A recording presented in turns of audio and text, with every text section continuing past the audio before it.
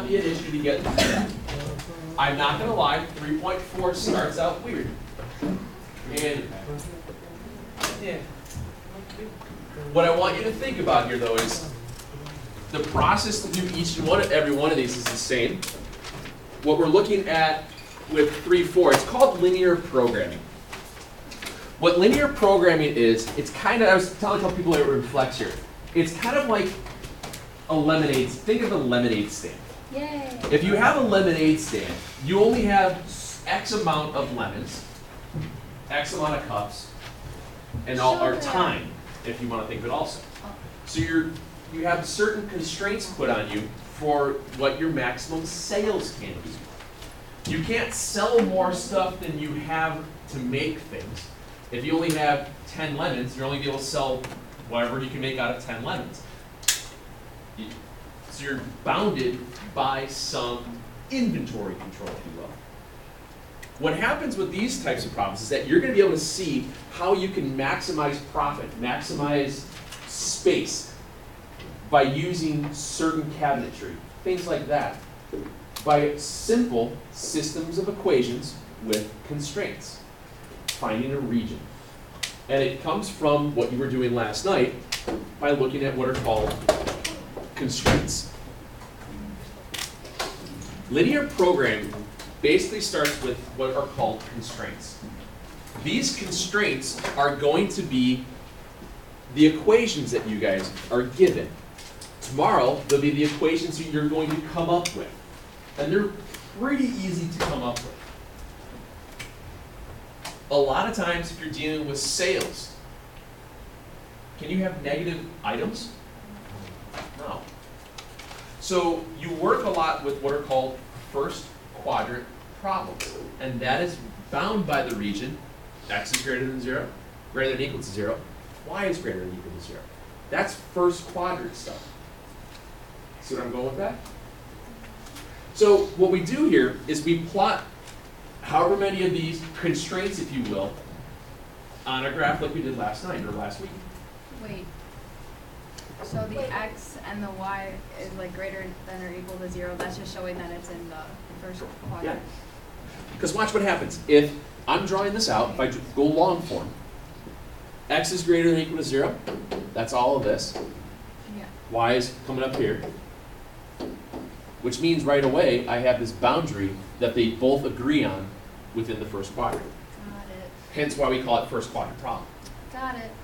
Thanks. I go through the process of the other graphs the same way. I cover and solve. I get my intercepts.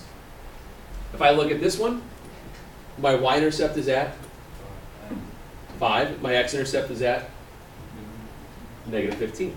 So I have a y-intercept here at 5, 0, 5. X-intercept here at negative 15. I connect the dots.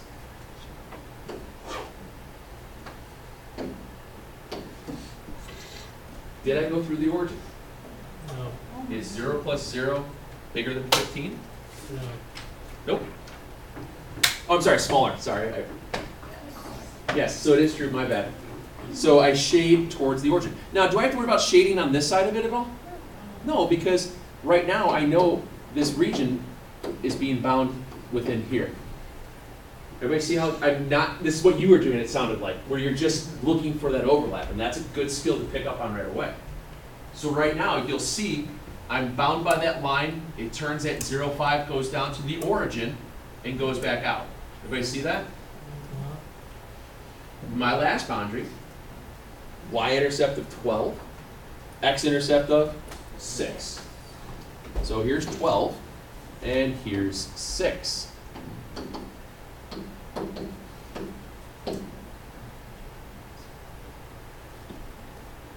I only connected between those two values because I know if I extended my line any further, I'd be outside the same boundary. Yes, sir? So basically these are like, they section it off so it represents like real world stuff, right? Yes, yes.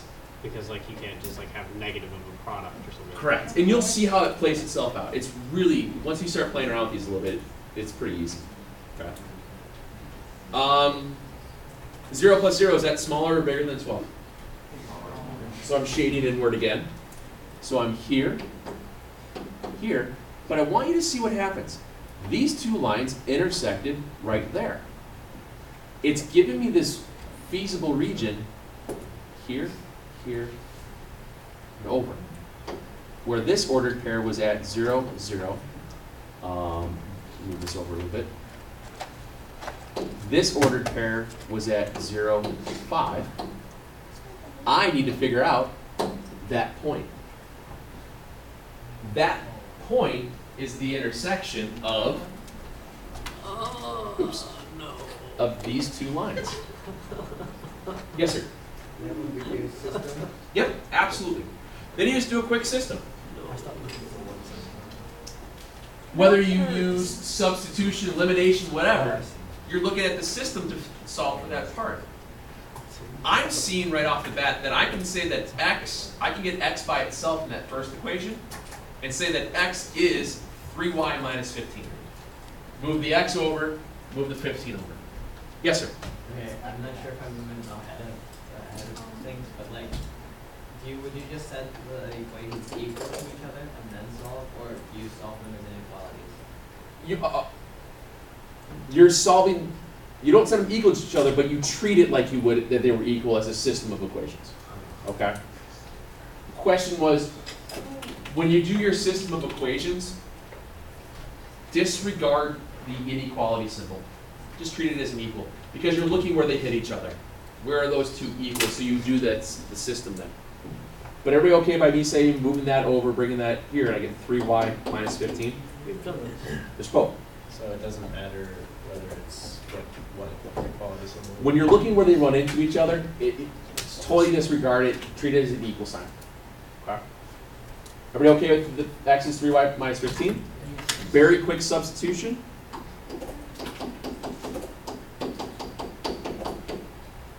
Six y minus 30.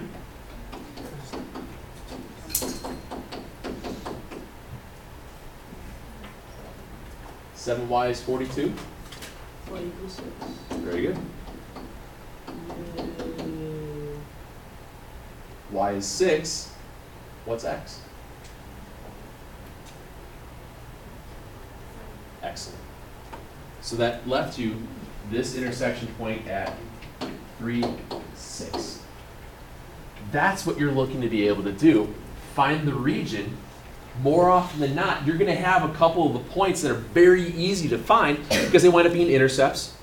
And then that last little intersection point will be where they run into each other. Yes, sir? Wait, so where did that 2, 3y minus 15 plus y come from? Substitution. I used a system of equations. I said that x was equal to 3y minus 15 by manipulating that top equation. Yeah. And I just substituted into the second equation. So it was 2 times the quantity. Oh, See it now? yeah, I got it. That's all it was. Manipulation. Many different ways to use substitution. Elimination, combinations, scalar multipliers, whatever you want to do. Yes, sir? And because it's a real world equation, what does the intersection point represent? It represents a place where they intersected one another, a boundary. Okay? It represents, like, it might be a maximum, it could be a minimum, it depends on the problem. Okay? It's just representing a change in direction where it's creating, in this case, the 4 vertices of some quadrilateral. Okay? I did not give you a cost constraint or anything, a cost function to maximize or minimize out of that. I'm just showing you how you did that yesterday. You're going to create the ordered pairs. Do you base off the equation you use based on like what lines intersect? So that's how you like something? Yeah. Yep. So And you'll be able to triangle- see that pretty easily, which ones are hitting each other. Because obviously we probably won't be given all 3 points every time, right? Like we'll It find, depends. like we might have You- to find 2 different Yes, points. sometimes you might have 2. I don't think maybe 3 at most, but it's not bad. A lot of times you might get horizontal and vertical, where it's just this order pair, this 2 value is the same as this 2 value, 2 different equations. And I have examples. Okay. So, yeah. Can you do the whole like solving part? Like I get that you put that you For the Yeah. 6, or to get 3. All I did is well no. I went 3. Why? Get the y. I used substitution for systems of equations. X was 3y minus 15. So I substituted for x here. And I solved for y. Oh, I didn't see that. Okay. Okay. Let's do another one.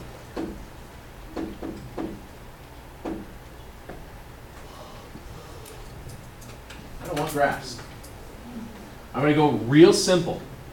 A real simple constraint. And this is gonna be called an objective function. This objective function is generally written out as C equals lot. Think of it as cost or whatever, profit. It just depends on the product. If you want to use C for all of it, it's fine.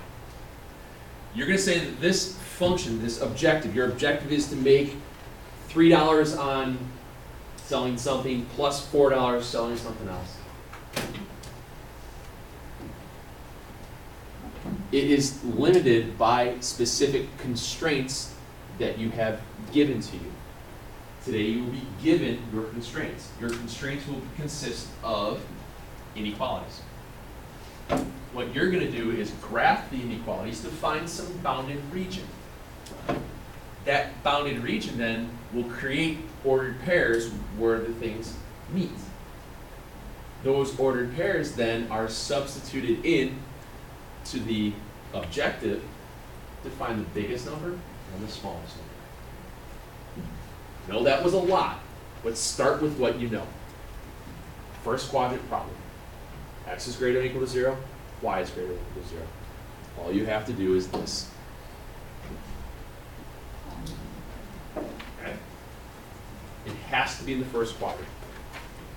I know my arrows are moving outward and upward. Bless you. Everybody's so nice. What's my x and y intercept of that third equation? 8. They're both at 8. Here and here. 8, comma 0, 0, comma 8. Connect the dots. La, la, la, la. Did it go through the origin? No. What's 0 plus 0? 0. Is 0 smaller than 8? Yes. So it's coming inward. Yay! And it's going outward. So the only other ordered pair I haven't written down yet is what? Perfect. So what I have to do now is those 3 ordered pairs are the outer boundaries and vertices, if you will, of my constraints.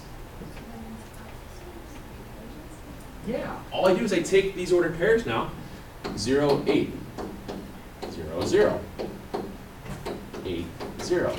And I substitute into my objective function. That's it. So if you think about it, it's really only 2 steps more than what you did last night. You're finding the intersection and substituting in. So 3 times 0 plus 4 times 8. Wait. 3 times 0 plus 4 times 0. 3 times 8 and a 4 times 0. Wait, Mr. Murphy, I can't see. Sorry. What was the first one? 32. You have 32. Now what? Bless you. you.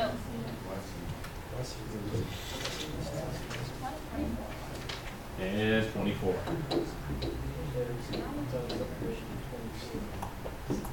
Which one of those values gave you the maximum?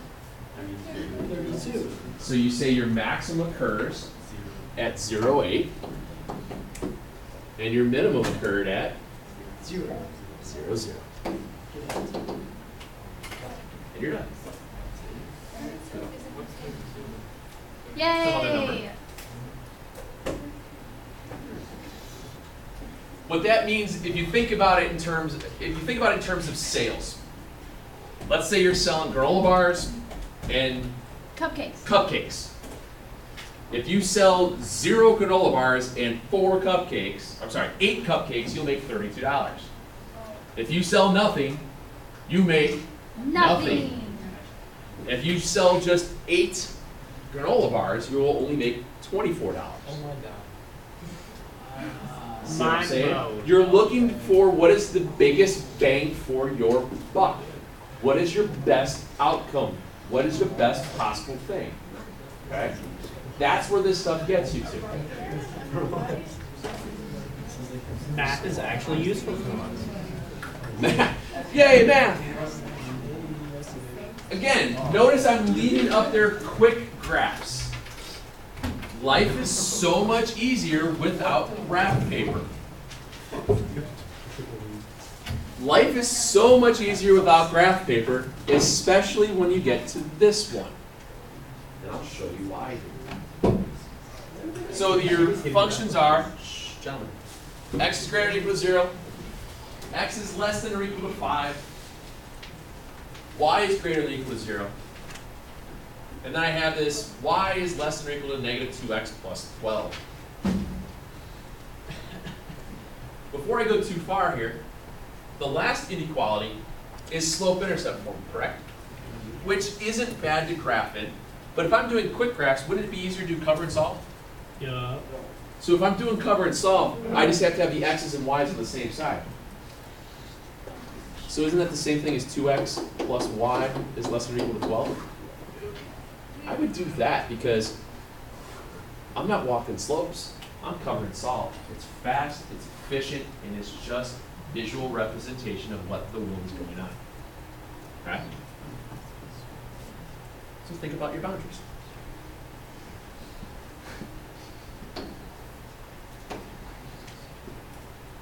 I left that up on the board from earlier from pre-calc. X equals a number is always a vertical line through that number.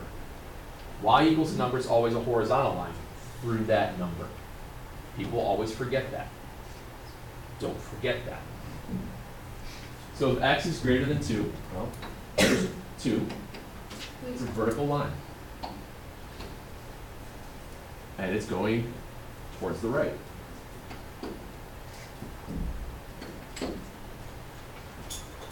X is smaller than or equal to 5, so it's a vertical line through 5. And it's going this way. So far, so good? Y is greater than or equal to 0. It's from the x-axis moving upward. So right now, it's all this moving up, but I only care about in here. So now I have a basement and no ceiling. There's no bounded region right now on the top. So if I had that, would this problem even have a maximum? No. It would not have a maximum value. It'd have a minimum value, but it wouldn't have a maximum because there's a floor to it. Same idea. If it just opened up infinitely, would there ever be a minimum? No. No, but there could be a maximum. Same basic principle. Quick graph it. Y-intercept, x-intercept. So here's 12, 0, 12, and here's 6. Connect them. What way am I shading?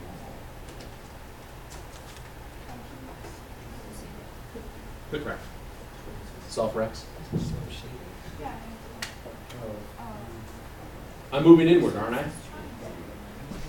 So right now I know it's going to be in this region here, so I have a spot here, and a spot here, here, and here.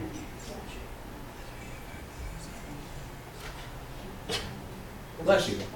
Notice that with the two vertical lines, since it's hitting that line that's going diagonal, don't we already know both the x values there? One of them has an x value of 2, the other one has an x value of 5. So I know that this ordered pair here is going to be 2 comma something. This one's going to be 5 comma something. How do I find out what y is there? You just fill it in, substitute it in. So 2 times 2 is what? 4 plus what is 12? I almost said 6. So that ordered pair is 2, 8. Wow. What's 2 times 5? What? So 2 times 5 in our normal world is 10. 12, right? 10 plus what is 12? It's 2. So this ordered pair is at Well, we're 5. in base 6, aren't we? So now you have your 4 ordered pairs in this case where this Wait. region occurred at. Just kidding. They're at 2, 0. Does it matter which order I list them in? Yes. No, it Oh, does. No, it really doesn't. I think the next one go. Oh, yes, that does. So that was a good answer. Sir. Can you go back a step and like getting, like you said, when you got those 2 points, and Yeah. you already had your 2 and 5. You're okay with the 2 because everything here is always 2. Yeah, I Everything here is always 5. But what did you just do right after I just substituted. I put 2 in for x here. He did this thing called math. 2 times 2 is 4. 4 plus what is 12? I got 8. that? And then you get it. And you Yeah. do it again. Yep, that's all it was. That's all it was. Okay. In this case, the substitution method is the way that you figured it out. It's really nice when you have vertical lines or the horizontals because it's just plug and chug, really. Also, Jenna left her peddler. Oh, thanks. Yeah, I saw that down there earlier. I forgot to grab that. The other 2 were at 2 and 8, and 5 and 2. Is there any money in it? So you just check it. -2 plus 3 times 0. -5.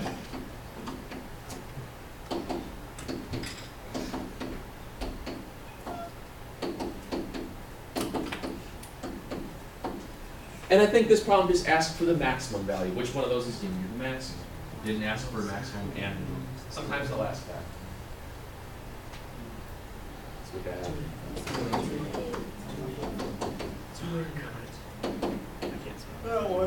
Oop. Yeah, 22.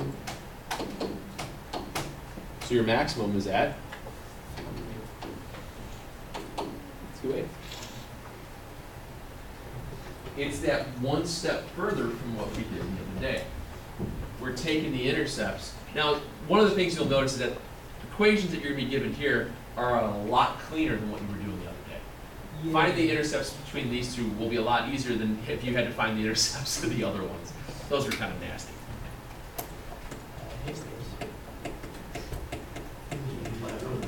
Okay. Homework? No. Oops. I want you to do this one on your own.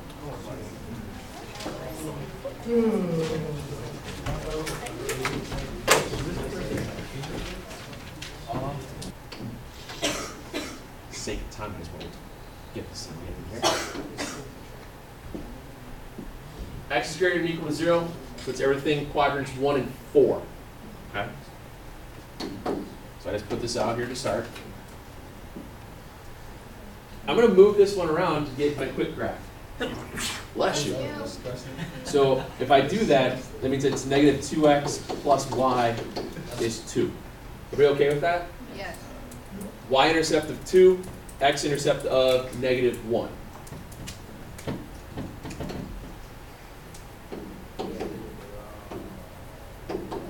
Dang it. You're not stupid.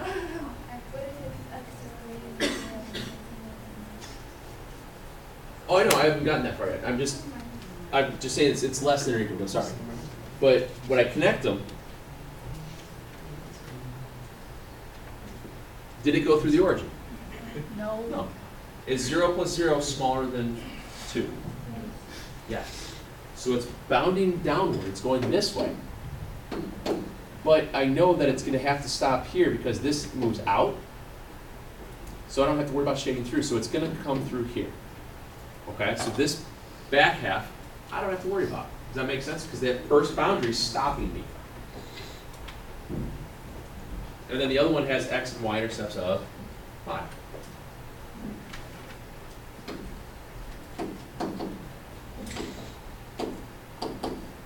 And it's dotted. You know what? Oh, it was solid, sorry. It's solid. Is 5 bigger than 0? Yes. Yes. Yes. So it's true, so it's working its way downward again.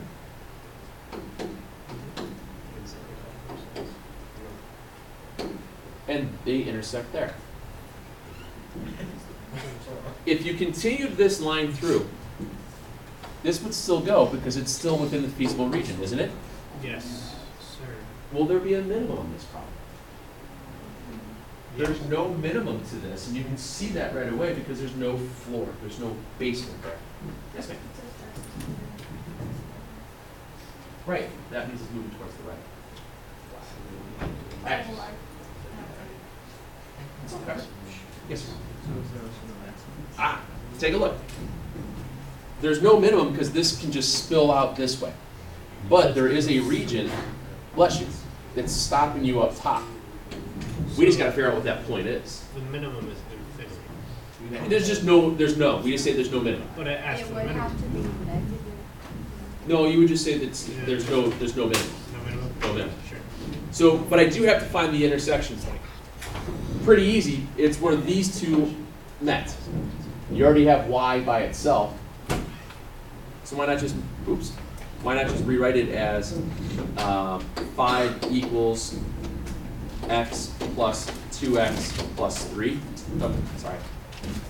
Plus 2. Y is 2x plus 2. 5 is x plus 2x plus 2.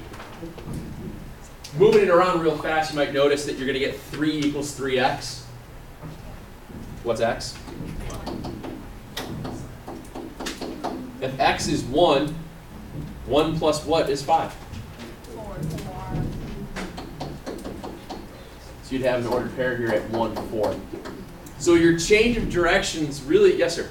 So the systems is to find the intersection. Yes, sir. What you're looking at here, guys, is that in this instance, there's really only 2 changes of direction.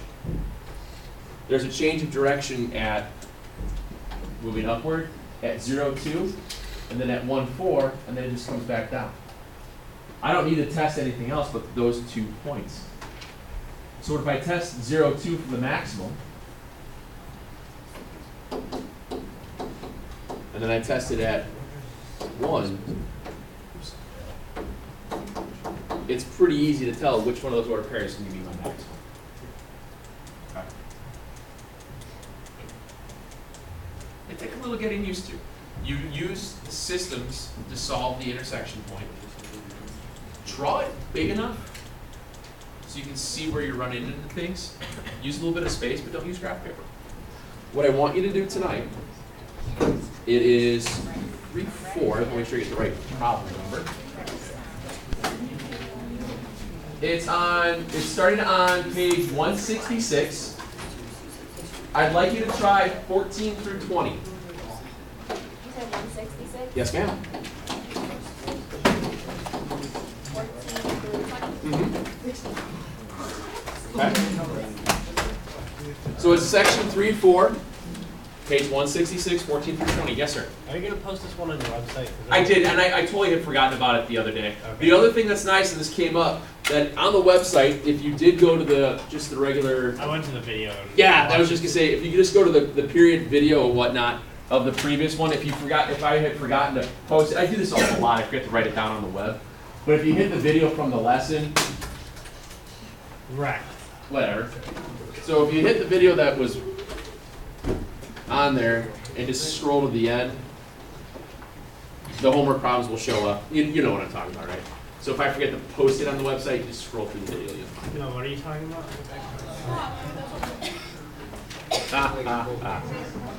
Oh, there's my.